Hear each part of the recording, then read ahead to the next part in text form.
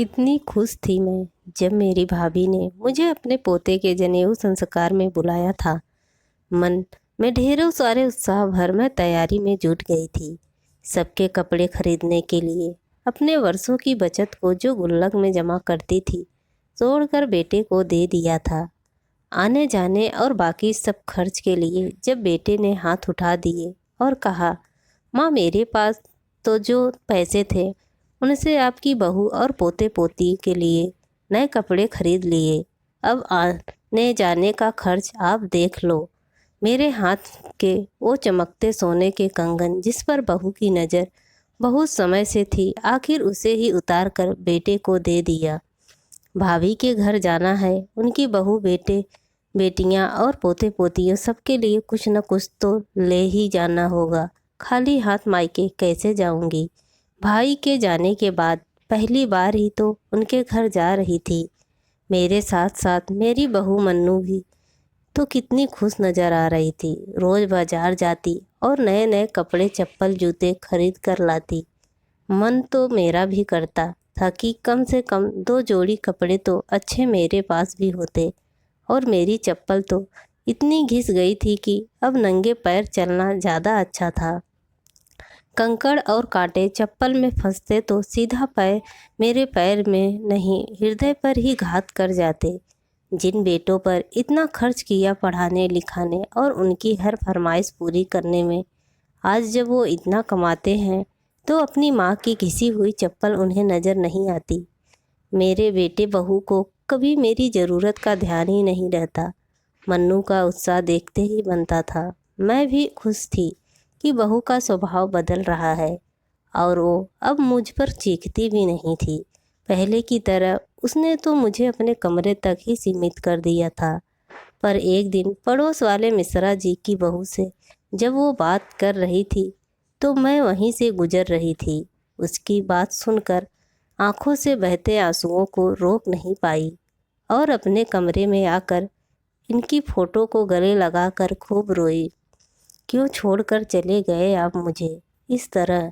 आज आपकी बहू मुझसे छुटकारा पाने के लिए ही तो मेरे भाई के घर मुझे छोड़ने जा रही है।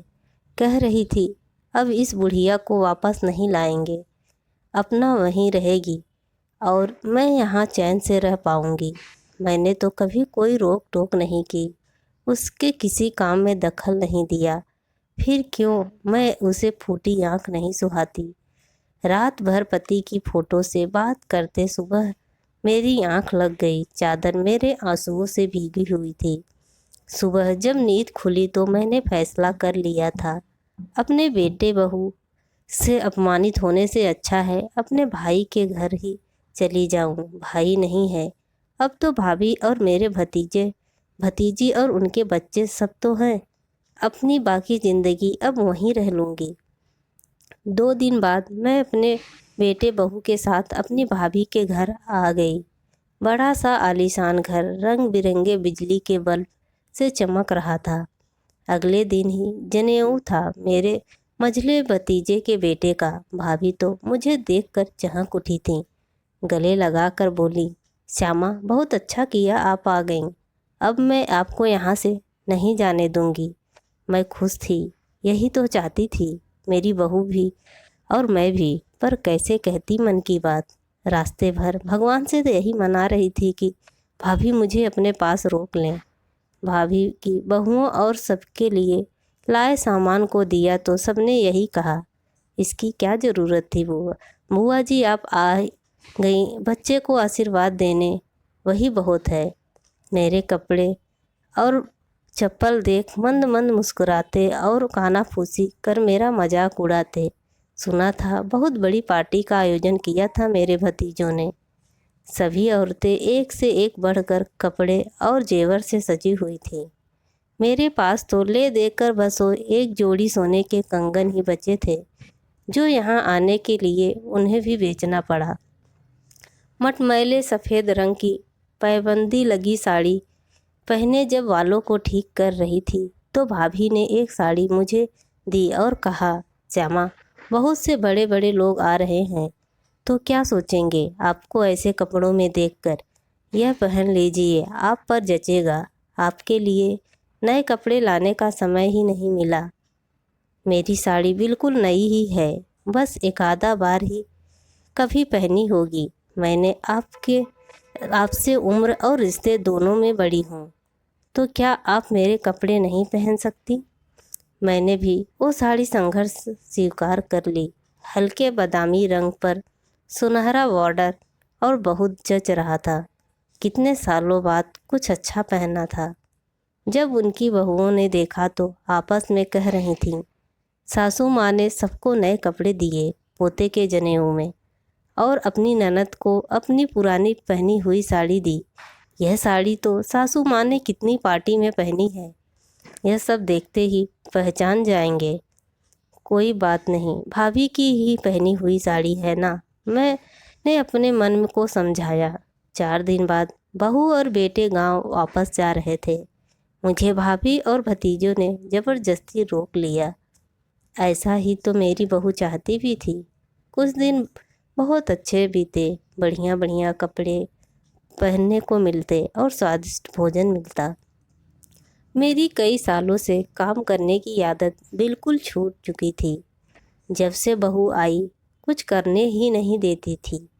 आप अच्छा खाना नहीं बनाती, बिल्कुल गले से नीचे नहीं उतरता आपके बेटे के।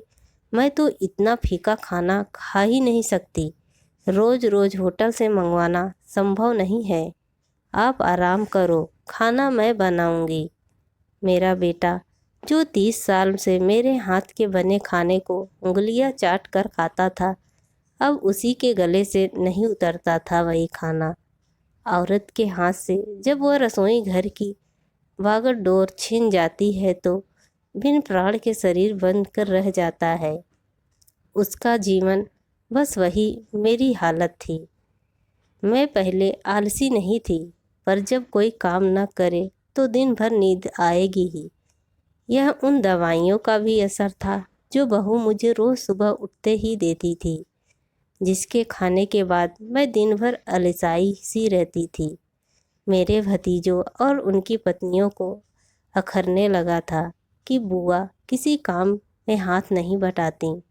वो मुझे हर काम के लिए ताने देते कहते, बुआ आज दिन में सोना नहीं है आपको, अचार के लिए आम काटना है, आंगन में घास उग आई है, आज शाम तक आप आंगन चकाचक कर देना, बारिश का मौसम है पर कपड़े तो सुखाने ही हैं ना, अब पूरा ध्यान रखिएगा।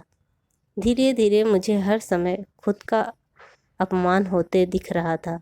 इससे अच्छा तो अपने घर में बेटे बहू से अपमानित होती थी, वही ठीक था। भाभी भी हरदम मेरी खुराक पर ताने कसती, इस उम्र में भी इतना कैसे खा लेती है श्यामा। एक दिन जब मैंने देखा भाभी की बड़ी बहू ने सबकी थालियों की जूठा बचा हुआ खाना एक थाली में रखा और मुझे वही खाने को दिया, वो 6 महीने की जिल्लत भरी जिंदगी से परेशान हो उठी थी। तब घर की बहुत याद आती। मैंने छोटे बेटे को फ़ोन करके बुला लिया और वापस अपने घर आ गई। मायके का एक कड़वा शब्द भी जहर समान है। उनके दिए सभी कपड़ों को वहीं छोड़कर अपनी वही पुरानी साड़ी और टूटी चप्पल पहने जब निकलने लगी तो भाभी ने समझाया, बेकार जा रही हो, यही तो कितना बढ़िया से रह रही हो, बस खाना और सोना ही तो तुम्हारा जीवन अच्छा जा रही हो, तो ये कपड़े क्यों छोड़े जा रही हो। फिर वही अपनी पाबंदी वाली साड़ी पहन ली। कैसे उन्हें समझाती, साड़ी के फटने पर पाबंद लगाकर पहनना जा सकता है, पर रिश्तों पर लगी पाबंद संभालना बहुत ही मुश्किल है। इससे अच्छा अपने बहू बेटों के साथ ही रहना है।